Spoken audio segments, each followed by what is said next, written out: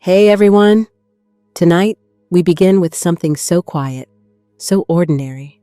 It might slip right past you until it doesn't.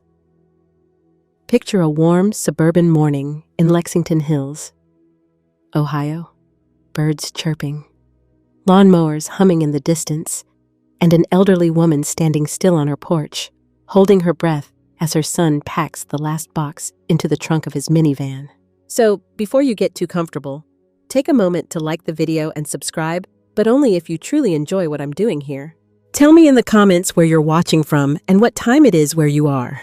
Now, turn off the lights. Maybe let a fan run for some gentle white noise, and let's begin tonight's journey together. My name is Eleanor Matthews, and I never imagined I'd leave my home this way. Not with trembling hands, not with my son Jackson double-checking every bottle in my pill organizer like I hadn't been taking care of myself for the past 67 years. "Did you get your cholesterol meds, Mom?" "The red ones?" he asked, peering into my overnight bag like a TSA agent on a mission. "Yes, Jackson." "3 times. You even watched me label the bottles." He gave me that look, the one that says I'm worried but sounds like I'm in control.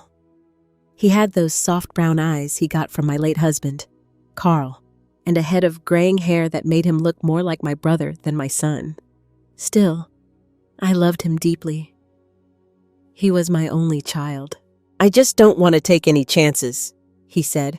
"A stroke's a stroke, even if they call it mild." Mild. That word still irritated me, like it was a seasoning, not a medical emergency. Mild stroke, as if it hadn't left me dizzy, confused, and frightened, as if it hadn't made me question my own safety in the one place I used to feel safe as my home. So I said yes. Yes to moving in with Jackson. Yes to staying temporarily with him and his wife Mallory while I got back on my feet. Temporarily. That word echoed in my mind like a broken bell as I watched him shut the trunk with a finality that made my chest ache.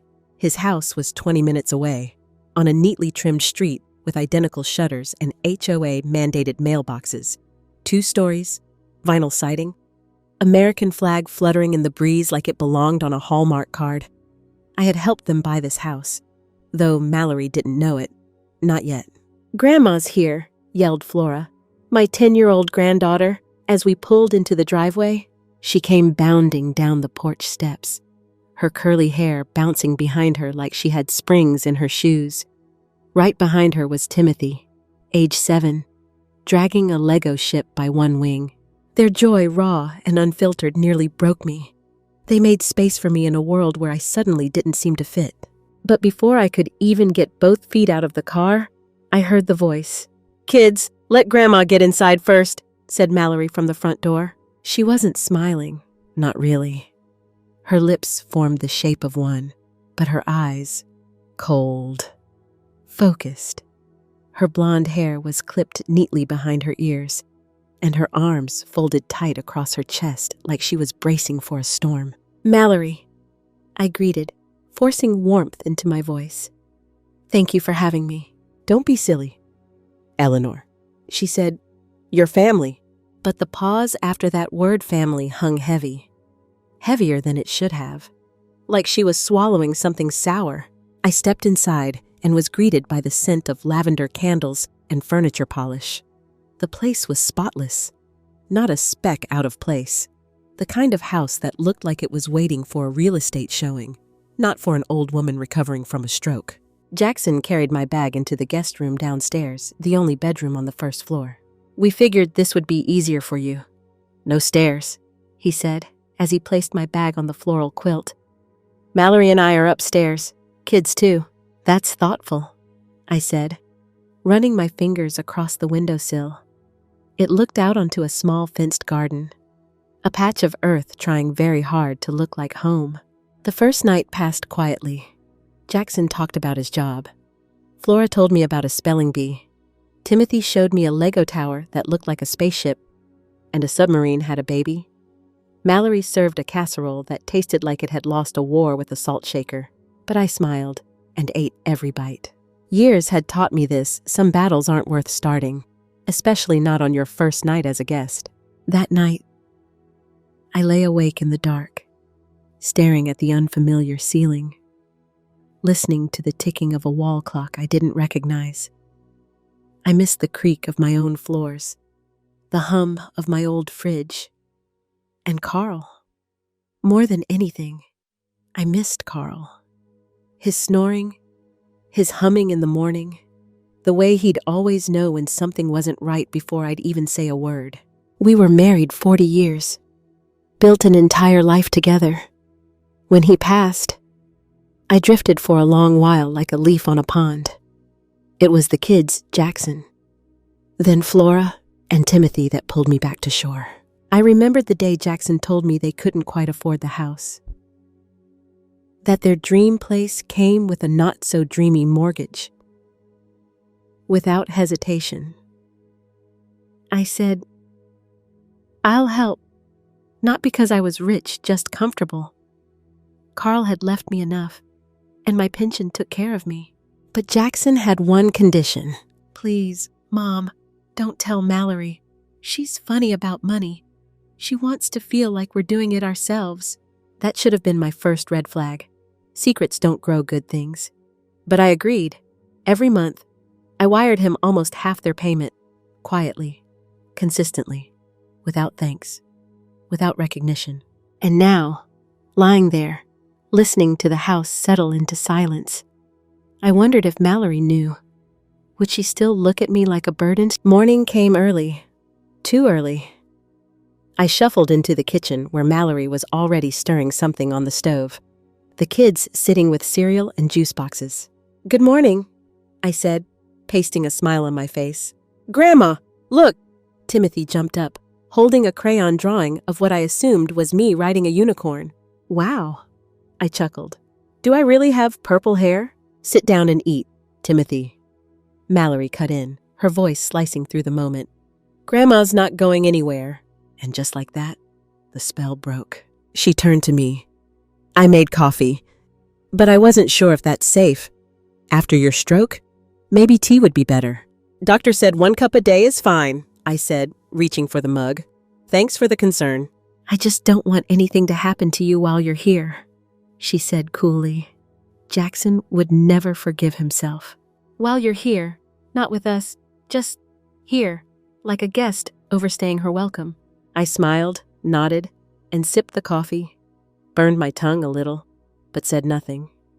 Because if there's one thing old age teaches you, it's this: silence can be sharper than words. Later that day, I folded laundry the way I always had, Carl's way. Flora helped, chatting about recess and her teacher's weird socks. When I stepped out of the room for a moment, I came back to find Mallory unfolding everything and doing it over. "We like them rolled, not folded," she said, like I was a maid who hadn't been trained properly. I bit my tongue, counted to 5, said nothing. But in my head, the ticking had started, and it wasn't just the clock anymore. The days slipped by like pages in a book I wasn't quite sure I wanted to finish. Most mornings, Jackson was already out the door before I even shuffled to the kitchen. He'd leave a quick note on the counter. "See you tonight." Mom and Mallory would nod toward it like I should be grateful for the gesture. I spent my time doing what I could, cleaning here and there, cooking a few meals when I had the energy, sitting in the garden with a book I barely read. Mallory was home during the day. Working her remote marketing job, she always had headphones on. Half the time on calls with people who said things like optimize conversion rates and synergy. It made my ears itch. One Wednesday, I decided to make my lemon bars Carl's favorite. Flora had once called them clouds with a secret. I smiled at the memory while mixing the batter. The house smelled like sugar and summer by the time they cooled. When the kids came back from school, they each took a bite and practically melted. "These are magic," Flora whispered. "I think I can taste a unicorn," Timothy added. And just as I was about to savor the sweetness of that moment, Mallory walked in and wrinkled her nose. "Did you make these?" she asked, peering at the powdered sugar on the counter. "I did," I replied, just a little surprise. "Timothy's on a no-sugar policy," she said flatly. "He has a dentist appointment next week." "It's a treat, not a habit," I said gently. "One won't hurt." She stared at the half-eaten lemon bar in his hand like it was a crime scene. Then she muttered, "Well, next time, just check with me first." The sting was sharp, not just because of her tone, but because she said it right in front of the kids like I was some clueless old woman who'd wandered into the kitchen uninvited. That night, after bedtime stories and giggles under the covers, I sat in the living room, sipping a tea I didn't want, watching the shadows move across the walls. Mallory joined me, sat down across from me like it was an interview. "So," she said, legs crossed, "have you thought about when you might be heading back home?" It wasn't subtle. "I'm still recovering," I answered, keeping my voice level. "Doctor said it could be a couple more months." "Of course," she said quickly. "Of course. I just thought you'd be more comfortable in your own space. You know," I smiled, though my stomach nodded. "Flora and Timothy seem happy to have me around," I said, keeping my tone light. "They adore you," she agreed. "But sometimes you spoil them too much, especially Flora. She's 10. Eleanor. She needs structure, not sugar and bedtime stories." "Isn't that what grandmothers are for?" I offered with a half-hearted chuckle. Mallory didn't laugh. "Grandmothers are supposed to support the parents, not rewrite the rules." She stood up then, brushing imaginary lint from her yoga pants, and left the room. I sat there for a long time, not sad, not angry, just exhausted. Because nothing is heavier than being in a place where you don't feel wanted. Here's something age teaches you: kindness should never be mistaken for obligation. But often, it is. And I'd been too kind for too long. The next morning, I transferred my usual mortgage payment to Jackson's account, just like I'd done every month for 5 years. Half the bill, no questions asked, no strings attached.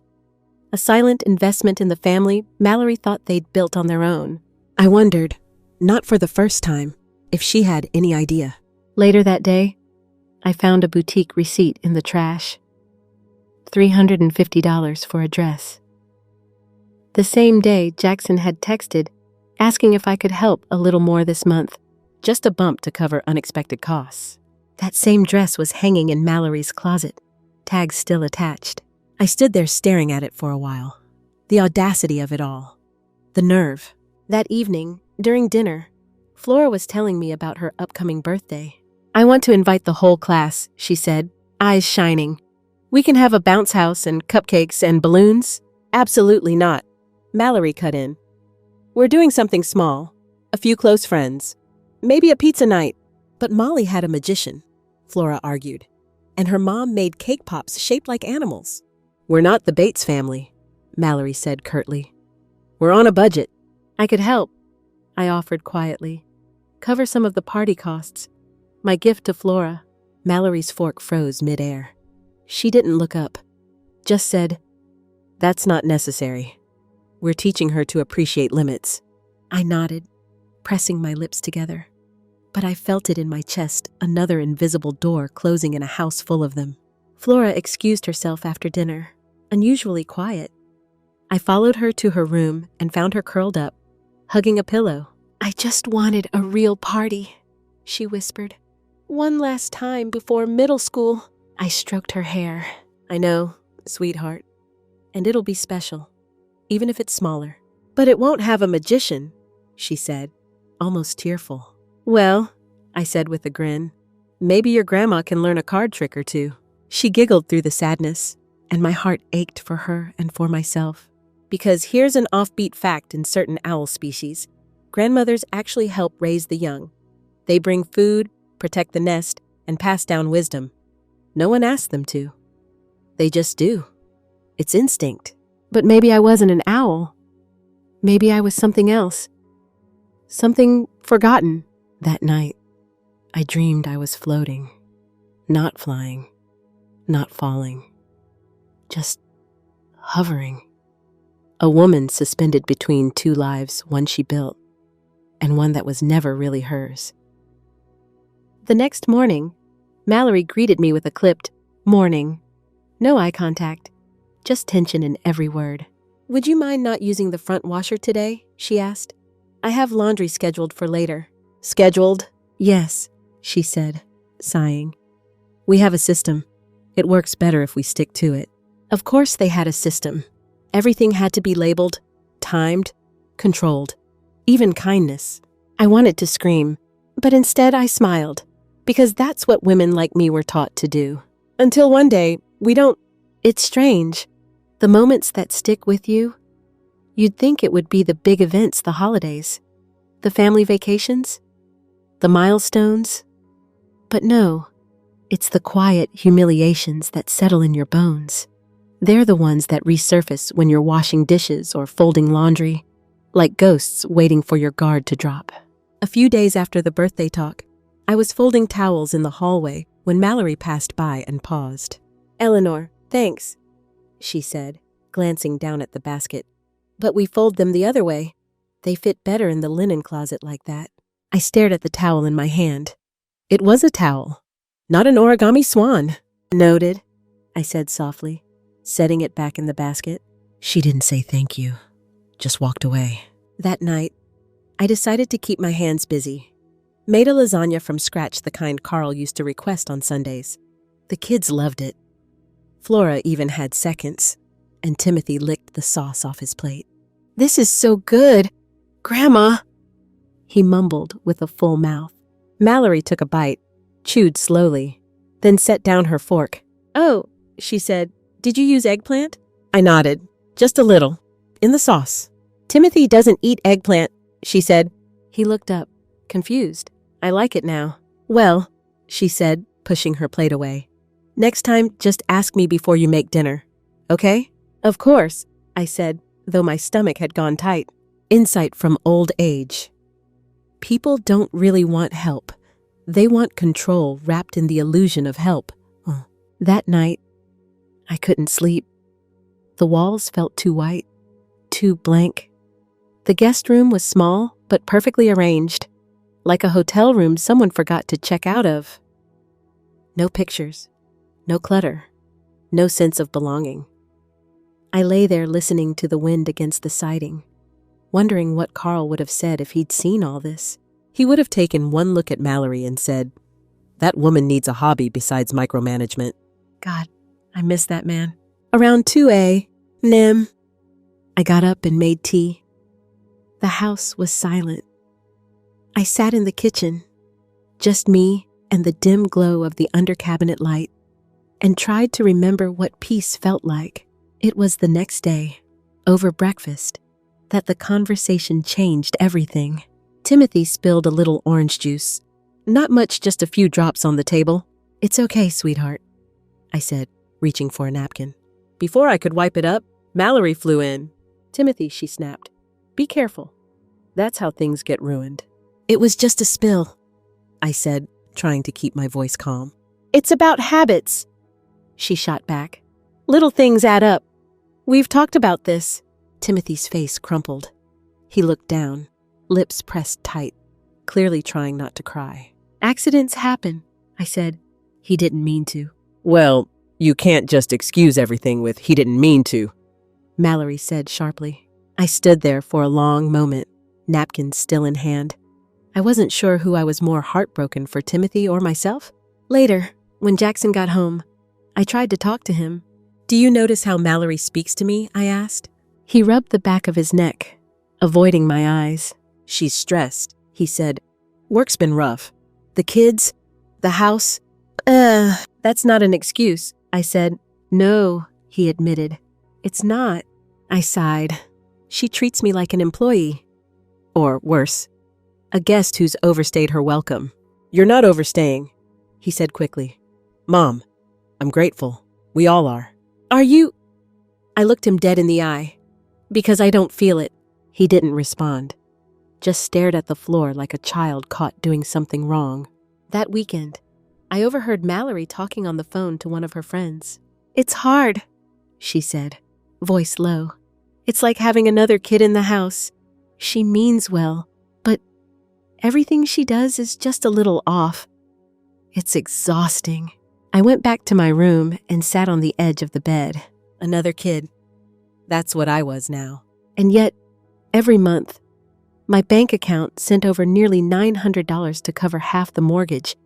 Because 5 years ago, when Jackson said they were struggling, I didn't think twice. I told him, "You have a family. Let me help." He made me promise not to tell Mallory. Said she had pride. Said she liked believing they'd done it on their own. And so, month after month, I funded their independence. Quietly. Without thanks. Without acknowledgement. Here's a quirky fact for you. Elephants mourn their dead. They'll revisit the bones of a loved one years later, gently touching them with their trunks. I get it. Grief has no expiration date, especially when it comes wrapped in love. I grieved for Carl. I grieved for my old life. And now, I was starting to grieve something else, the illusion that I was still needed, still wanted. One afternoon, while Mallory was out and the kids were playing, I wandered into her office, mostly to dust. She'd left her email open. I didn't snoop. Exactly. But I saw a message thread with a catering company. A $400 dinner order for an upcoming gathering. Meanwhile, she'd told Flora she couldn't have a magician because money's tight. That night, I confronted Jackson. I saw a receipt for catering. I said, "You told me you were short this month. Needed extra help." He looked like I'd slapped him. "Mom, don't," I said, holding up my hand. "Don't lie. Not again." He sank into the chair, rubbing his temples. "I didn't know she ordered that," he muttered. "You knew enough to ask me for more money." I thought. "You thought I wouldn't find out." I interrupted. "You thought I'd keep paying and stay quiet." He didn't say anything. And that's when I made my decision. Not out of anger, out of clarity. "Jackson," I said softly, "next month's payment is the last." He looked up, shocked. "Mom, please. We won't be able to make it." "You'll find a way," I said. "You're smart, resourceful. You've got a good job, and Mallory can get a second one if she needs to. She already works. She shops like she's royalty." I said sharply, "You're not poor. Jackson, you're just irresponsible." Silence fell between us. I let it. "You don't mean this," he finally said. "I do," I replied. "Because sometimes the most loving thing you can do for your children is let them fall so they learn to stand up on their own." The next few days were quieter than usual. Not peaceful, just quieter. Like that silence before a thunderstorm, when the air goes still and you know something's coming, but you can't quite tell when or how loud it'll be. Jackson avoided me. He left early, came back late. No small talk, no eye contact over dinner, just silence. Broken only by the clink of silverware and the occasional question from Flora about homework or spelling tests. Timothy, thankfully, remained his usual bright self, blissfully unaware of the adult tension thick in the air. As for Mallory, she barely spoke to me. A polite good morning here, a tight-lipped dinner's ready there. Gone were the thinly veiled critiques. Now I was invisible. I'd apparently graduated from burden to ghost. I didn't mind, not at first, but the tension was a slow dripping faucet. Eventually, you notice every drop. It was Thursday when I caught her watching me through the kitchen window. I was outside pulling weeds in the backyard garden. Not because anyone asked, because I needed the air, the silence, something to make my body ache more than my thoughts did. She stood inside, coffee cup in hand, staring like I was an overgrown bush she couldn't decide whether to prune or just dig up and toss. I met her gaze for a second. She looked away. Old age insight. When someone can't control you anymore, they stop trying to change you and just start resenting your freedom. That night, after dinner, Mallory cornered me in the hallway. "Jackson says you're stopping the mortgage support," she said, arms crossed, voice clipped. I nodded. Why, she asked. "Because I've been helping quietly for years, and I'm tired of doing it quietly and being treated like furniture while I do." She blinked, clearly not expecting honesty. Then her tone sharpened. "You agreed. You knew I didn't want outside help. You said you'd keep it between you and Jackson." "I did," I said calmly. "But your behavior toward me, toward the kids, it crossed a line. I won't fund a home that I'm not welcomed in." She scoffed. "So this is about feelings?" "No," I said. "It's about respect. Something I haven't felt from you in a very long time." And I left her standing there, hands clenched into fists like she was trying not to throw something. Here's your quirky fact of the day, lobsters. When stressed, literally molt shedding their old shells because staying in them becomes too painful. But in that vulnerable moment, before their new shell hardens, they're at their weakest. That's how I felt. Not hard, not strong, just a woman who finally said enough and was now sitting alone in a borrowed bedroom, wondering if her spine would hold up under the weight of her own decision. Saturday came with a storm, both weather-wise and emotionally. Jackson told me over breakfast they were having dinner guests, Mallory's parents again, plus her sister Christine and brother-in-law Alan, and one of her oldest friends, Brenda. I was welcome to join, he said. I raised an eyebrow. Am I really? Mom, he sighed. Please. I nodded. All right, I'll be there. I dressed simply a long blue skirt and a pale gray sweater.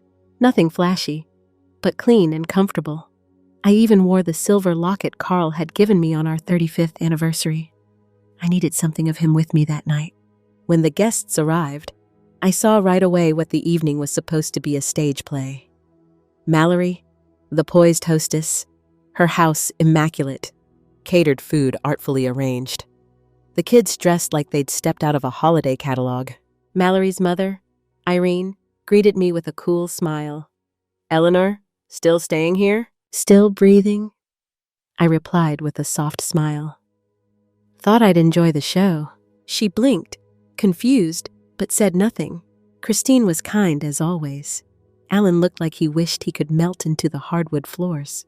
Brenda came in talking about a yoga retreat she'd just gotten back from, still wearing her Lululemon like she was auditioning for a sponsored post. Dinner started well enough. A few glasses of wine dulled the tension at the table, and the food, though overpriced and lukewarm, was passable. Until Timothy accidentally tipped over a glass of juice. It wasn't even a full spill, just a splash that ran across the edge of the tablecloth. Oh no, he gasped. It's okay, honey, I said gently, reaching for a napkin. But Mallory leapt up. Seriously, Timothy, be careful. He froze, wide-eyed. He's a kid, I said. It was an accident. This tablecloth was $300, she hissed. It's cotton, I replied. It'll wash. And then she did it. Mallory grabbed a dish rag from the sideboard and threw it across the table at me. Since you live here, she said with a tight, bitter smile, maybe you can be of some actual use and clean it up, Maid.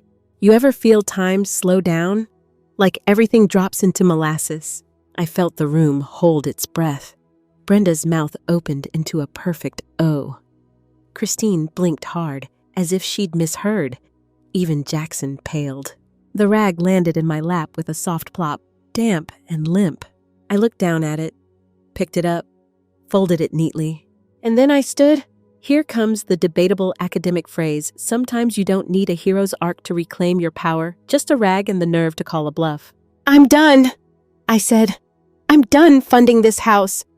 I'm done tolerating disrespect. I'm going home. Mallory's eyes widened. You don't mean... I do. Jackson pushed back his chair. Mom, can we talk about this privately? No, I said. This moment belongs in front of everyone, just like that rag did. Mallory looked stricken. You can't just leave. You don't get to throw a towel at someone and expect them to fold laundry the next day. I looked at Jackson. You'll figure out the mortgage, I said softly. And if you don't sell the house, or let Mallory get a job that pays more than opinions. Then I walked away, packed that night, 2 suitcases and my dignity. The next morning, Jackson drove me back to my little house, the one with creaky floors and a too small kitchen, the one that smelled like comfort and familiarity, my home. And for the first time in 3 months, I exhaled. The silence of my own house greeted me like a dear old friend. Not the awkward, stifled quiet of my son's home, but the soft, breathing kind. The kind that lets you hear the wind tapping at the windows and the old floorboards whispering under your steps. I stood in the doorway for a long moment, bags in hand, just listening. Then I let out the kind of sigh that had been waiting in my chest for weeks. The kind of sigh that belongs only to people who finally return to themselves. The air inside smelled faintly of lemonwood polish and lavender. My lavender. My towels were still folded just how I liked them. My pillows fluffed just the way I remembered. Nothing was out of place because no one else had been here to move anything. Jackson helped me carry in the bags and hung around for a few minutes. His shoulders were hunched and his hands fidgeted at his sides. "Mom," he said, voice soft. "I really messed up. I didn't say anything. I just made us tea." He sat at the kitchen table, looking out the window like he didn't know how to start over. When I handed him his cup, he looked up with eyes that seemed older than they had 3 months ago. I should have stopped her that night. The towel thing. It was horrible. It was more than that night. "Jackson," I said, gently but firmly. It was the silence before and the silence after. It was watching me shrink in your house and pretending not to see it. He nodded, shame flushing his face. "But I let it happen because I thought if she's happy, the kids are fine, the house runs smoothly, then everything's okay." "That's the lie most good men tell themselves," I replied. "But peace built on someone else's discomfort is not peace. It's just borrowed time, old age wisdom for the day. Comfort that depends on someone else's silence will always be temporary." He ran a hand through his hair. "What do I do now?" I reached across the table and placed my hand over his. "You be the father you want your kids to remember. You love your wife, but you don't excuse her behavior. And you stop hiding things in the name of protection. You've got to start telling the truth, even the messy bits." He gave a half nod. "She's furious. About everything. About the mortgage. About you leaving. About the fact that she didn't know." I sipped my tea. "Good. Let her sit with it."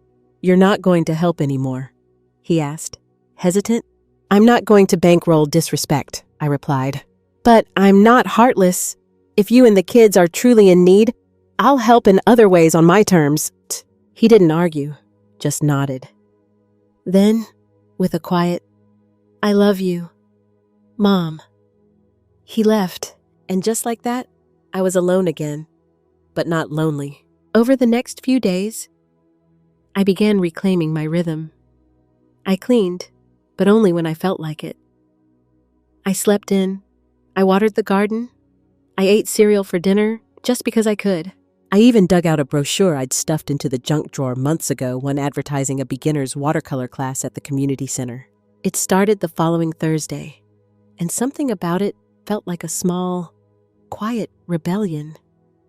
Me, at almost 70, sitting in a room full of strangers, learning how to paint peonies. But that Thursday came, and I went, nervous but curious. The class was led by a woman named Edna, with hair the color of ripe cherries and thick glasses perched on her nose.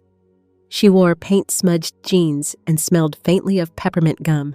"There's no wrong way to paint a flower," she said, passing out palettes and brushes. "Only your way. Embrace the mess." I smiled. That might have been the best therapy advice I'd ever heard, and cheaper too.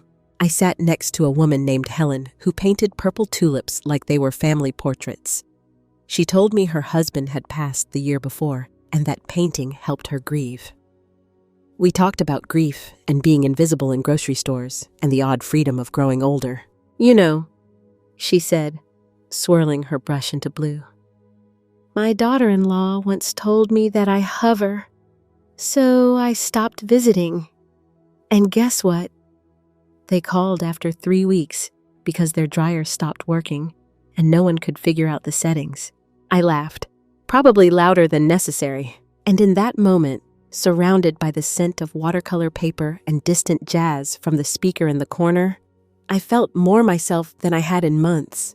Quirky fact for today, purple used to be the color of royalty because it was so expensive to produce from sea snails. These days, you can get it in a dollar store paint set. That's progress, I guess. The weeks rolled on. Every Sunday, Jackson brought the kids to visit, sometimes for a few hours, sometimes overnight. They came running up the steps like they'd been holding their excitement inside for days. We baked cookies, planted cherry tomatoes, and watched old Disney movies under a blanket on the couch. I like it here better, Timothy whispered one night, curled up beside me. Don't tell your mom that, I whispered back. Okay, he said, but it's true. Flora helped me paint the shed one weekend. She chose sky blue, said it reminded her of summer. She asked me why I didn't come back to live with them. Because everyone deserves their own space. I told her, even grandma's, and she nodded, as if that made perfect sense. Funny thing about kids, they understand boundaries far better than most adults. Then one Saturday, Jackson came alone. I poured him coffee. He looked like he'd been carrying a boulder up a hill and finally needed to sit. We're struggling, he said. I raised an eyebrow. But not how you think, he added. Financially, we're okay for now. It's the emotional side. Mallory is different. Sad, angry, embarrassed. She won't admit it, but I can feel it in everything she does. She won't even wear her old designer clothes anymore. She's shedding, I said. Huh, like a snake? I replied. Or maybe a lobster? Sometimes the shell just doesn't fit anymore. He stared at me, then gave a quiet chuckle. You always come up with these metaphors. Comes with age. I smiled. The brain gets cluttered with odd facts. Jackson looked me in the eyes. She asked if she could come next time to pick up the kids. Said she wants to apologize. I said nothing. Let the silence carry the weight.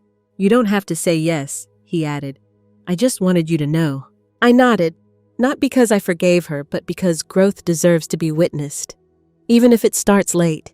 That night, I pulled out a dusty box from the hallway closet. Inside were old photo albums, letters, and cards from decades past. Carl's handwriting on a birthday card, a crayon drawing Flora made when she was 4, a photo of Jackson at prom, looking painfully underdressed but proud. I sat with those memories for a long time.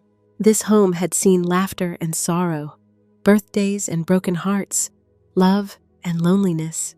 And now, it was seeing rebirth. Mine! The first time Mallory came by the house, I half expected her to be dressed like a diplomat, polished, poised, unreadable. But she surprised me. She showed up on a Thursday afternoon in worn jeans, a faded sweatshirt that read Property of Nowhere High School, and sneakers that had seen better days. Her makeup was minimal, just mascara and maybe some leftover gloss. In one hand, she held a reusable grocery bag. In the other, a bakery box from Finn's, the local place with those little lemon tarts I used to love. Hi, she said, adjusting the box in her arms. Can I come in? I didn't answer right away. I took in the sight of her, smaller than I remembered. Maybe not in size, but in energy. Then I stepped aside. She handed me the box as she entered. From Finn's. I remember you used to like their lemon tarts. I nodded, opening the box to reveal 6 perfectly glazed tarts. Still do. She looked around the living room, her eyes pausing on the knitted afghan draped over the couch, the ceramic teacup planter on the windowsill, and the old photo of Jackson and Flora at her 3rd birthday party. It's cozy here, she said, almost wistful. Quiet. It is, I replied. That's the charm of living alone. The noise you allow is your own. She smiled faintly and sat when I gestured toward the armchair. We made small talk over tea and tart slices, dancing around the real reason she'd come. Finally, after her 2nd cup, she spoke. I owe you an apology, she said, voice firm but trembling around the edges. Not just for that night, but for how I treated you all these months. I let the silence stretch a bit before answering. Which part are you apologizing for? The sarcasm, the eye rolls, the backhanded comments about how I fold towels. She flushed. All of it. I nodded slowly. You made it very clear I wasn't welcome. I was scared, she said, eyes meeting mine, scared you'd judge me, scared the kids would love you more, scared I'd lose control of my own house. I blinked. That was not what I expected. It's not an excuse, she went on quickly. Just an explanation. I've never had anyone help without asking for something in return. I didn't know what to do with kindness I didn't earn. That sentence landed somewhere deep, Academically debatable phrase of the day. There's no such thing as selfless love. Some philosophers argue that all love carries hidden expectations, but I think that's only true if you've never been a mother. I wasn't looking for gratitude. I said, just respect. I know that now. She ran her hand across the mug, and I also know what it's like to go to bed worrying about whether you'll make the mortgage. Well, I exhaled, welcome to the middle class. That got a real laugh out of her. Honest and tired and strangely healing. I don't expect you to trust me again overnight, she said, but I want you to know. I'm trying. Trying. A simple word, but a powerful one when it's finally true. I can't go back to paying your mortgage. Mallory, I said gently. But I can be here. For the kids. For Jackson. Even for you. If you let me. She nodded. That's more than fair. We finished our tea and parted with a handshake that turned into a brief, awkward hug. That was a Thursday. By Saturday, I had 2 kids stomping through my backyard in rain boots, trying to find worms and claiming victory over every puddle. I'm gonna build a worm hotel, Timothy shouted, holding up a squirming, very unenthusiastic earthworm. Mine's gonna be a spa, Flora said. With lavender? You 2 are gonna need to wash up in the garden hose before I let you near the kitchen. I called from the porch. Later, we made sandwiches and watched a documentary on whales. Did you know a blue whale's heart weighs about as much as a small car? Quirky fact of the day. Right there. That night, while brushing her teeth, Flora paused and looked at me in the mirror. Mom said she's trying to be nicer to you. Oh, I rinsed my toothbrush. She said it's hard, but she's learning. Kinda like math. Math. Yeah. Flora grinned. You mess up at first, but then you get better. That moment stayed with me. Maybe Mallory was working on her emotional math, figuring out the complicated equation of pride, fear, and love. Weeks passed. Jackson and I talked more openly. He started calling just to check in, not just to troubleshoot kid logistics or ask for help. Sometimes we didn't even talk about anything important. We just sat on the phone while we both folded laundry. One Saturday, Mallory dropped off the kids and stayed for a glass of iced tea on the porch. She told me she'd gotten a promotion, nothing major, but a step forward, more responsibility, a team under her now. You proud of me? She asked, half joking. Yes, I said without hesitation. Very, she blinked. Really? I'm not stingy with praise. Mallory, I've just been waiting for something real to praise. That got a small, surprised laugh. Fair enough. And then something unexpected happened. She pulled out a small envelope. I found this at home, she said, handing it to me. It's a birthday card from you. To Flora. From a couple years ago. I opened it. Inside was a simple note in my handwriting. Dear Flora, you are a light, a force. Always be kind, even when others are not. Love, Grandma. She reads it every night, Mallory said, eyes glossy. Keeps it in a box by her bed. I didn't know what to say. But sometimes, silence is an answer too. That night, I sat on my porch with a blanket around my shoulders, sipping tea and listening to the wind move through the trees. A cool breeze wrapped around me like a secret. The sky was streaked in indigo and lavender, and I felt maybe for the first time in a long while content. I hadn't fixed everything. I hadn't changed anyone. I'd just stepped back, told the truth, set a boundary, and somehow, in the space I left behind, something real had started to grow. Maybe that's the trick. Stop rescuing people from themselves, and they'll either learn to swim or build a boat. And as for me, I'm building a garden, both outside and in. The summer rolled in soft and slow, like honey over warm toast. Days stretched longer, and the light in my house seemed gentler, more forgiving. Maybe it was just my mood softening too. Flora and Timothy came every weekend, sometimes with Mallory, sometimes just Jackson, occasionally. Mallory stayed a little longer, joined us for lunch, sat in the garden while the kids chased butterflies or hosed down muddy footprints from their own chaos. One Saturday morning, Jackson called to ask a favor. Mom, Any chance you could come with me to the bank on Monday? We're refinancing the mortgage and, well, I'd appreciate a second pair of eyes. I blinked, surprised. You want me there? After everything, he laughed awkwardly. Let's say I've learned I don't always ask for help when I should. You're the only person I know who reads contracts for fun. Guilty as charged. So, that Monday, I put on a neat blouse, slipped on my orthopedic flats, don't laugh. They're life-changing, and met him at the credit union. The young mortgage officer was polite, but you could tell he'd expected Jackson's wife to be the plus one, not his mother. I didn't care. I read every clause of the paperwork, asked 2 pointed questions the officer clearly hadn't anticipated, and saved my son from agreeing to an inflated early repayment penalty. Old age wisdom of the day. Don't let pride sign your paperwork. You're never too grown to need a co-pilot when the road's unfamiliar. Afterward, Jackson took me to lunch at a little bistro near Main Street. You saved my skin, he said, lifting his iced tea. Better your skin than your savings, he grinned. You're not going to let me live this down, are you? Never, I said, tapping his glass with mine. But I'll do it quietly. That became a pattern. Not just saving him from financial potholes, but quietly, consistently showing up without overtaking. My role had shifted. I was no longer the backseat driver of their lives. I was the quiet, reliable GPS they could consult when they wanted. And only then. That shift didn't go unnoticed by Mallory.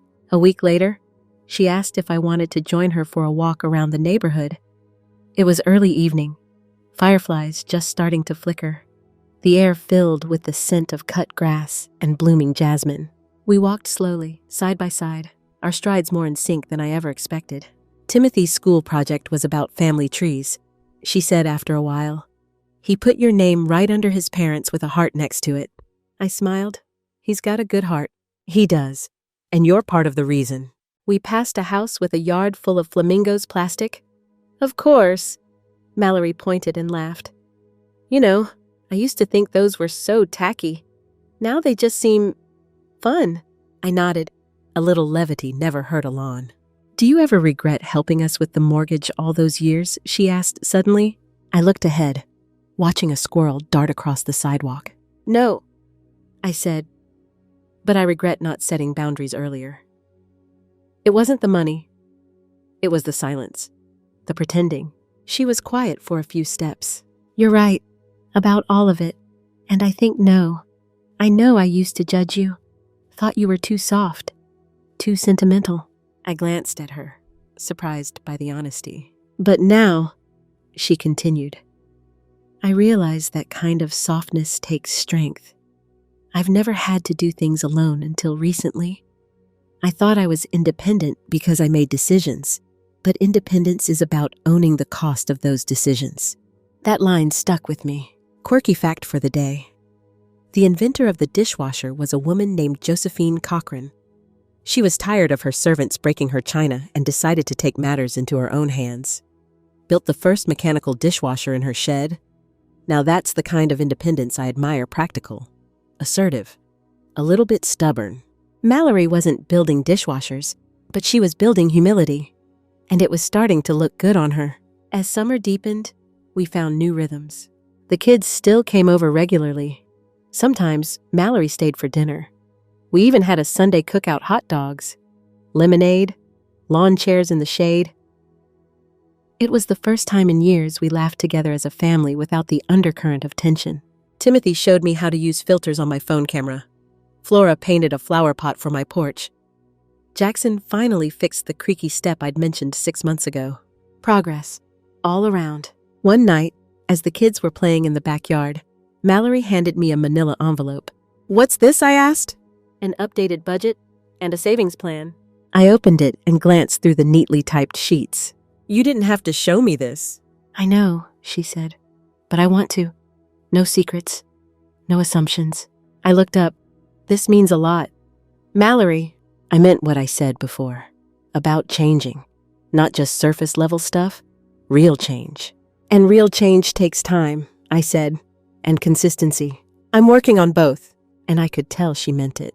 That night, after they left, I curled up in bed with a warm cup of chamomile and stared out at the moonlit yard. The wind rustled through the trees, and for the first time in what felt like years, I didn't feel like I was waiting for an apology, for understanding, for space. I had all three. People talk about second chances like they're rare, but really, they're all around us, camouflaged as difficult conversations, quiet efforts, awkward honesty. Sometimes, you just have to squint through your disappointment to see them. Sometimes, you just have to forgive, not forget, but forgive. And sometimes, the person who hurt you becomes the person who humbly, slowly, shows they can do better. I didn't expect Mallory to become someone I trusted, but here we were. And that in itself was a kind of miracle. A few weeks later, as the leaves on the maples around my house started turning hints of gold and rust, something shifted again this time. Not with Mallory, not even with Jackson, but with me. I was sitting at the breakfast table with a bowl of oatmeal and sliced peaches, a drizzle of honey on top, when I realized I didn't feel like a guest in my own story anymore. I was fully home, not just within these four walls, but in myself. My calendar, once blank and waiting, was now peppered with little circles and doodles. Mondays were gardening club, Thursdays were library volunteering, Saturday mornings, watercolor classes, and every other Sunday, the kids, the guilt that once gnawed at me for pulling back my financial support, had quieted into a steady confidence. It was as if the old version of me, the one who equated love with sacrifice, had stepped aside to make room for someone wiser, someone gentler with herself. That Sunday, when Jackson brought Flora and Timothy over, we baked banana muffins and carved tiny pumpkins for the front steps. Mallory joined us later, her hair tied up in a messy bun, specks of orange paint on her forearm. "This is nice," she said, sitting on the porch swing next to me as the kids scampered across the lawn. "I think so too." She took a breath. "I wanted to tell you something before I lost my nerve." I raised an eyebrow. "You always did lead with flair." She chuckled. "I was offered a promotion last week. Full-time marketing manager. Better salary. More stability." "That's wonderful. Mallory?" "There's a catch." She hesitated. "They want me to relocate. To Boston." The words hung in the air like a slow-turning wind chime. Boston. Hours away. She looked down at her hands. "We're still talking about it. Nothing's decided yet." "And how do the kids feel?" "Flora's against it. She loves her school, her friends, this house. Timothy doesn't fully understand yet, but he keeps asking if you'll come with us." I swallowed hard. That soft ache crept into my chest, familiar, but not unwelcome, just part of loving people who might need to leave you behind. "Would you go?" I asked quietly. "I don't know," she said. "Part of me wants the change. Another part." She glanced at the children, is scared of breaking what we're just starting to build again. "That's not nothing," I said gently. "You've worked hard to repair trust. Uprooting it too soon might undo what's finally begun to take root." She nodded slowly. "Jackson's on the fence, too. We'd be closer to his company's headquarters, and he could transfer. But he keeps saying he doesn't want to pull the kids away from you." "That's kind of him, and kind of true," she said. "I don't think I realized until this year how important you are in their lives. It's strange how a moment like that, so small on the surface, can change everything." I felt my spine straighten a little, my presence grounded in a new way. Old age insight for the day. Love doesn't always look like sacrifice. Sometimes it looks like presence. Steady, quiet, consistent. That's what sticks. We watched the kids play until the sky turned soft blue-gray and the air hinted at dusk. 2 days later, I got a call from Jackson. "We're staying," he said. "We told them no to the relocation. Mallory's going to keep the job remotely, just not take the promotion for now." I didn't know what to say. My throat tightened. "We made the decision together," he added, "and part of that decision was making sure Flora and Tim could keep growing up with their grandma in their life." I blinked away tears. That means more than I can say. Also, he chuckled. Mallory says she's not emotionally prepared to find new friends who know how to bake pies as good as yours. Well, that's fair. Pie is a sacred art. Later that week, I got a letter in the mail. A real letter, not a bill or catalog. Inside was a hand-drawn card from Flora with glitter tape around the edges. It said, Dear Grandma June, thank you for being the best. I like when you braid my hair and when you know how to make muffins without burning them. Mom burns them sometimes. I love you. I hope we stay forever close. Love, Flora. I stared at the card for a long time. Children see truth before grown-ups ever catch it. And that's when I realized this story, my story, wasn't one about revenge or payback or standing up with a dramatic mic drop moment, though there'd been a little of all that. It was about balance, finding it, reclaiming it, and protecting it. Quirky fact for the day, flamingos are born gray, not pink. Their color comes from the food they eat, shrimp and algae. It takes time for them to become their true color. We're not so different, really. It takes time and the right nourishment to become who we're meant to be. And sometimes, that nourishment isn't money or approval or sacrifice, it's space. Room to grow, room to mess up, room to come back different. It had taken my son's fear, his wife's pride, my own breaking point, but somehow, we'd found that space. That Saturday, as the sun began to set and the kids curled up under the Afghan on my couch, Timothy looked up at me with wide eyes. Grandma. Yes, love? Are you going to be old forever? I laughed softly. I think so, sweetheart. Good, he said. I like you this way. And I thought, me too. Me too. Later that week, I found myself in the back corner of Whitman's Hardware, holding a set of wind chimes shaped like little copper birds. I wasn't there for wind chimes. Mind you, I'd come to replace the busted rake I'd broken trying to wrestle out a stubborn patch of weeds, but these delicate chimes had a way of drawing my attention like a whisper. Behind me, a man chuckled. Those are louder than they look. I turned to find Mr. Leonard, the shop owner, watching me with a warm grin. He wore his usual plaid shirt and suspenders, his gray beard neatly trimmed. Just admiring, I said. People usually do. Then they leave without buying them. Well, I might break that trend. I bought the chimes and the rake, and as I walked out into the cool September air, I realized something strange and sweet. I hadn't felt lonely in weeks. Not since that last dinner blow-up. Not since reclaiming my space, my choices, my time. Because in letting go of their chaos, I'd made room for peace at home. I hung the wind chimes on the porch beam. They tinkled in the breeze, soft and unpredictable, like a conversation with someone you don't know well yet but want to. The days began slipping into a rhythm I hadn't expected but welcomed. Mondays, gardening. Thursdays, watercolor. Fridays, calls with Jackson.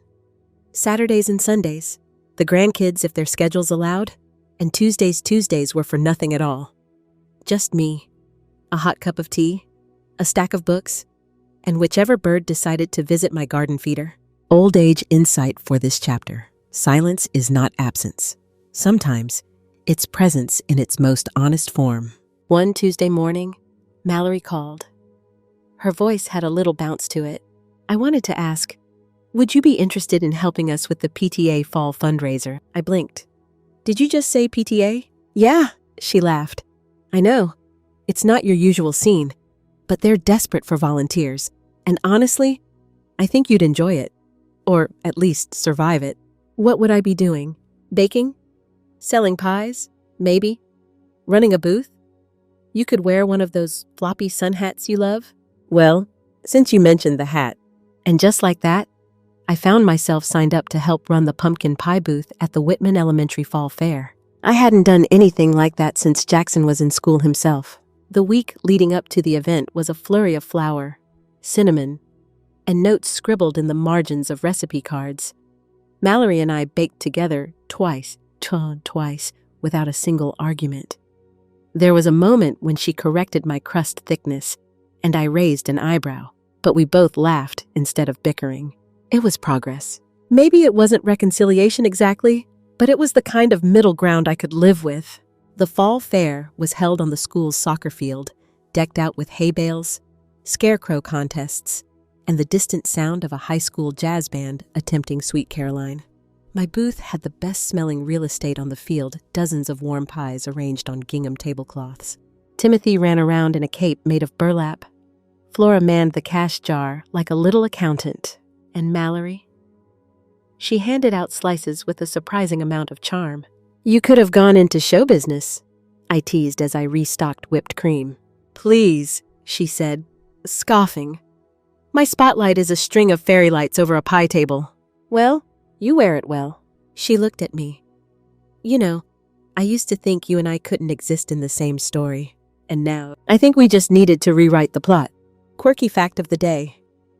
In Victorian times, people used to mail pies, yes, actual pies as a sign of goodwill or apology. Imagine that. A courier walking down the street, pie in hand, delivering remorse in pastry form. If only all tension could be settled that sweetly. Around sunset, as we began packing up, Jackson arrived straight from work. His tie was askew, hair windblown. How's my dream team, he asked, kissing Flora's forehead and ruffling Timothy's hair. Your team is sold out, I said proudly. No more pie. Nope. Every crumb gone. And I only burned one. I winked at Flora. It was Mom's fault, Flora giggled. We laughed, standing there under the amber sky, sticky with sugar and smiling. As we walked back to the parking lot, Mallory lagged behind beside me. You were right about a lot of things, she said. I just wasn't ready to hear them. I get it, but I am now. There was a pause, long and full. You know, I said slowly, we're both still growing. You in your 30s, me in my 60s. People think you stop evolving after a certain age, but that's just a myth, she nodded. You're not who I thought you were, and you're not who I feared you'd stay. Sometimes, forgiveness isn't loud. It's pie and banter and a shared booth at a school fair. That night, after everyone had gone home, I sat on my porch with a cup of chamomile, the wind chimes rustling gently behind me. There was no drama, no bitterness, just peace. And that felt like the biggest victory of all. The following week, I was folding laundry when Jackson called out of the blue. Hey, Mom, I was thinking, how do you feel about Thanksgiving at your place this year? I paused, a dish towel in hand. You want me to host? If you're up for it. The kids were saying how much they miss holidays in your dining room. Timothy still swears your cranberry sauce is better than anyone else's. Well, I said slowly, my heart fluttering just a bit. My cranberry sauce is better than anyone else's. We both laughed. I'll need a head count. Just us 4. Maybe Mallory's sister, if she doesn't travel. No extended family. No parents-in-law with polite smiles and backhanded compliments. Just our small, cracked, rebuilding circle. All right, I said. But it's potluck. I'm not stuffing a turkey solo. You got it. I'll bring wine. Just don't pick that weird kind with the animal on the label. He groaned. One time, Mom, I brought it one time. After we hung up, I stood there a moment, towel still in my hand, smile slowly spreading. Hosting Thanksgiving again meant something. Not just that I was well enough, but that they wanted to be in my space, that I wasn't just a guest anymore, I was home base. Old age insight of the day, the people who once took your presence for granted will eventually remember its warmth if you give them the space to miss it. In the days leading up to Thanksgiving, I prepped my little house like it was being visited by royalty. Not in a fussy way, just polished, fresh, welcoming. I aired out the linens, bought new candles, pumpkin spice, naturally, and even polished the silver that hadn't seen daylight since 2012. On Wednesday, I was making pie crust when there was a knock on the door. Mallory. No call, no text, just her, standing there with a bag of groceries and a sheepish smile. I brought the green beans, she said, and my grandmother's casserole dish. I blinked. You want to prep here? She nodded. If that's okay. Of course, I said, stepping aside to let her in. Plenty of counter space. We cooked in silence for a while, chopping, sautéing, rinsing. There was an easy rhythm to it, like background music. Then, out of nowhere, she said, "You were right about that dress?" "The navy one," I asked, thinking back to the dinner with her parents. "Yeah." She chuckled. "I returned it. Used the refund to buy Timothy a new pair of sneakers and Flora a set of paints." I smiled. "Smart trade?" She glanced at me. That night was a lot. But it cracked something open. I was so focused on how things looked, I forgot to pay attention to how things felt. "That's easy to do," I said. "We all want things to look nice. It's safer than facing the mess." A beat passed. Then I'm trying not to be scared of the mess anymore. Quirky fact of the day. In 1939, President Franklin Roosevelt controversially moved Thanksgiving up a week to extend the shopping season. It caused a national uproar. People are deeply attached to their traditions even when they were invented just a few decades earlier.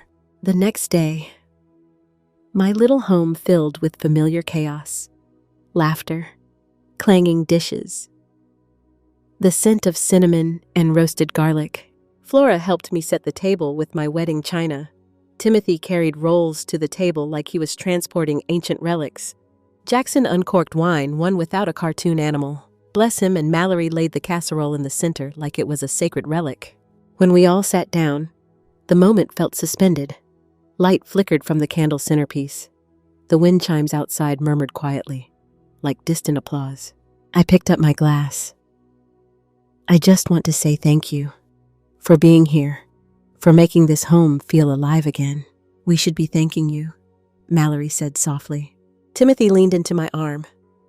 "Grandma, this is the best dinner ever. Even better than Chuck E. Cheese," I teased. He frowned thoughtfully. "Well, yeah, Chuck E. Cheese doesn't have cranberry sauce." Everyone laughed. After dinner, while the others washed dishes or played games, I found myself standing at the sink, looking out the window at the dark garden. So much had changed. 3 months ago, I was barely tolerated in their home. Now, they were guests in mine, and it didn't feel like an obligation, it felt like choice. It felt like love, rebuilt. Mallory joined me at the window, her arms crossed loosely. "I like it here," she said. "It's calm, real." "You're welcome anytime."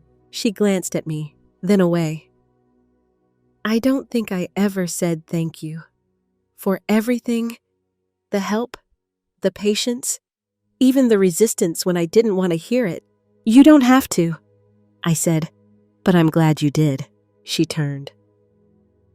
"Would you be okay if the kids came here more? Maybe even a couple of weekends each month?" I smiled. "That sounds wonderful." It was more than wonderful, it was healing. Academically debatable idea of the day.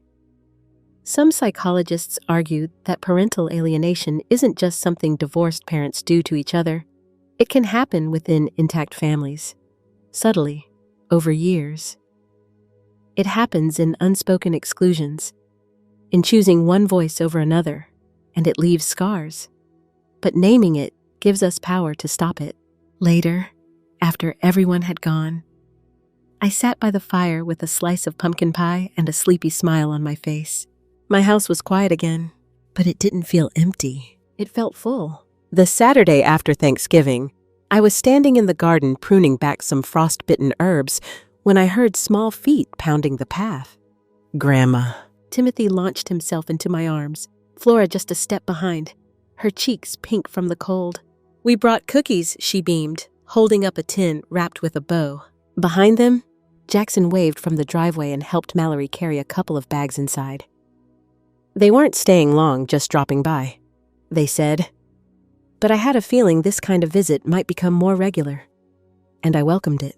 Inside, the kids plopped down at the kitchen table, chattering about school and the snow forecast. Timothy asked if he could decorate the tree with me next weekend. I said yes before he even finished the question. "Mom," Jackson said, joining me at the sink, "I've been thinking about everything you said, about setting boundaries, about not funding disrespect." I nodded. drying my hands on a dish towel. It wasn't easy, but it was necessary. He looked sheepish. I wish I had backed you up sooner. Old age wisdom of the day. Guilt is a lot like quicksand. The more you struggle to justify your choices, the deeper you sink. Sometimes, the only way out is to be still, face it, and climb out slowly. Mallory came in from the living room where she'd been helping Flora with some school project. I saw the art Flora made last week. She said, "Those flower sketches, they're really good." She's got a knack for it. I agreed. She's gentle with the pencil, like she respects the page. Mallory smiled a little at that. And I realized it wasn't just a compliment about her daughter. It was a reflection of something deeper. She was learning to respect the people and spaces she used to overlook. As the kids ran outside to look for squirrels in the trees, Mallory and I sat with coffee at the kitchen table. "You know," she said, stirring cream into her mug. "Growing up, my mother used to say, 'Marriage is a ladder. Climb it gracefully or you'll break your leg.'" I raised an eyebrow. "Sounds rigid?" "Exactly," Mallory sighed. Everything was about status. Who had what? Who wore what? It stuck with me more than I thought. "Well, you've been climbing," I said, "but now it seems like you've paused long enough to look around." She smiled. "I'm trying." Quirky fact of the day. In ancient Rome, public feasts known as convivia were held to promote unity. Guests were seated by status, but sometimes emperors would shuffle the seating just to keep the elites humble. That'd shake up a dinner party today, wouldn't it? Later that afternoon, as they were preparing to leave, Jackson lingered in the doorway. "We're thinking about refinancing," he said, "and downsizing. Something more manageable. Less performative." "You don't have to prove anything to anyone," I said gently. "I know," he nodded. "But it's funny when we thought we might lose the house. The thing I feared most wasn't losing the property. It was losing your trust." That tugged at something deep inside me. "You never really lost it," I told him. "But trust, like a garden, needs tending. And sometimes, we let it grow wild." We hugged, and for the first time in a long time, it felt like a grown man hugging his mother, not a boy looking for permission. As their car pulled away, I returned to the kitchen, smiling as I picked up the tin of cookies Flora had brought. Inside were sugar stars, gingerbread men, and a lopsided heart with the word "Grandma" written in red icing. Academically debatable idea of the day. Some family theorists suggest that intergenerational conflict isn't a dysfunction. It's a necessary recalibration, like tectonic plates shifting. Loud, unsettling, but vital for long-term balance. The next week passed in a whirl. I took on an extra shift at the library, started outlining a little gardening blog.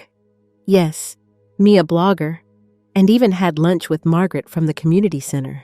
We laughed so hard over soup that the waiter came by twice to check on us. On Friday night, I was curled up on the couch, sipping chamomile tea and watching the logs in the fireplace crackle when the doorbell rang. It was Mallory. Alone.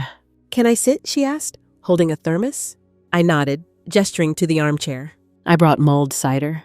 Figured it's that kind of night. We sat in silence for a moment, the kind that isn't awkward but thoughtful. "I wanted to ask you something," she said, setting her cup down. "Would you be willing to help me with something personal?" I blinked, surprised. "Of course. What is it?" "I want to write a letter to Flora, for when she's older, about mistakes I made, lessons I hope she learns. I don't want to pretend I was perfect." I felt something shift in me, a quiet pride. "I think that's a beautiful idea." I don't know where to start. "Well," I said, "you could start with the truth, that you didn't always know how to be a mother, but you always tried, and that trying, genuinely trying, counts for a lot." Mallory nodded, eyes a little glassy. "Do you think she'll forgive me for how things were?" "She already has. Children do that. The question is, can you forgive yourself?" She didn't answer, but I saw it in her face maybe. Someday, she could. We sat there a while longer, sipping cider. watching the fire fade. Two women, once at odds, now just two humans trying to get it right. The embers glowed low, the room dim but warm. And in that flickering hush, I realized this story didn't end when I moved out. It had only just begun. The following weekend, the house came alive again with laughter and footsteps. Jackson dropped the kids off early Saturday morning. Timothy ran to the backyard to look for frogs in the puddles while Flora settled beside me on the porch swing, her notebook in her lap. "I'm writing a story," she said proudly. "Oh yeah," I smiled. "What's it about?" "It's called The Secret Garden Under Grandma's Porch." I laughed softly. "Sounds like a mystery." "It is," she grinned, "but also about family and how things get better even when they seem really bad." I kissed the top of her head. "You've got a writer's soul, honey." That morning, we baked blueberry muffins together. And I taught Timothy how to fold the kitchen towels in thirds, something his mom always used to criticize me for doing wrong. We did it my way. And you know what? The drawer closed just fine. Around noon, Mallory sent a text asking if she could stop by after work. "She's working weekends now," I asked Jackson when he picked up. "Yeah," he replied. "It's been hard, but she's serious about this." "About changing," he nodded. "About showing the kids we're a team." There's a difference between words and patterns. And sometimes the loudest apology is one that's lived, not spoken. It's old school wisdom. But true people don't change overnight. But you can usually tell when they're trying. That evening, Mallory showed up with takeout and a stack of Flora's school books. She joined us at the table, quietly helping Flora with a math problem, then asked if she could help Timothy cut out snowflake decorations for the windows. She didn't ask me to do anything. She didn't make comments or roll her eyes. She was just present. After the kids went to bed, she stayed behind. We sat in the living room, sipping tea. The old clock ticked on the mantel, and the soft light gave the room a quiet warmth. "Would you believe me?" Mallory said. "If I told you I've started keeping a gratitude journal?" I smirked. "Are you serious?" "I am." She laughed, but not sarcastically. It started because my therapist suggested it. At first, I was just writing stuff like coffee and sunlight. But now, I find myself writing your name. My chest tightened just a bit, even after everything I asked. She nodded, especially after everything. Quirky fact of the day. In Iceland, they have a tradition called Jólabókaflóð, the Yule Book Flood, where everyone exchanges books and spends Christmas Eve reading. I always thought the best gifts weren't things, but moments. Quiet, thoughtful ones. So, she pulled out a slim envelope and handed it to me. "For you," she said. "Don't open it now. Wait until you're alone." That night, after she left, I sat by the fireplace and carefully opened the envelope. Inside was a letter handwritten, heartfelt. Mallory didn't beg or barter. She simply told the truth. She apologized. She acknowledged the hurt.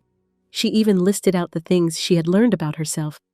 And from me, at the end, she wrote, "I hope one day you'll forgive me not just with words, but by letting me try again.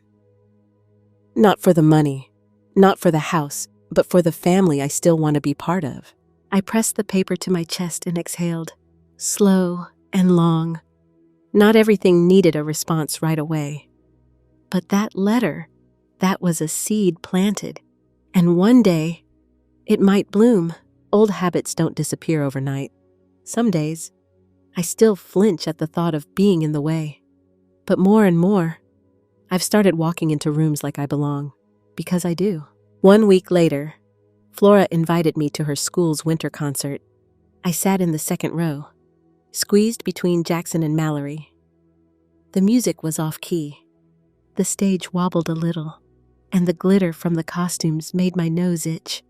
But I cried anyway, because in the middle of all that chaos, my granddaughter stood tall, playing her violin with such focus, such joy.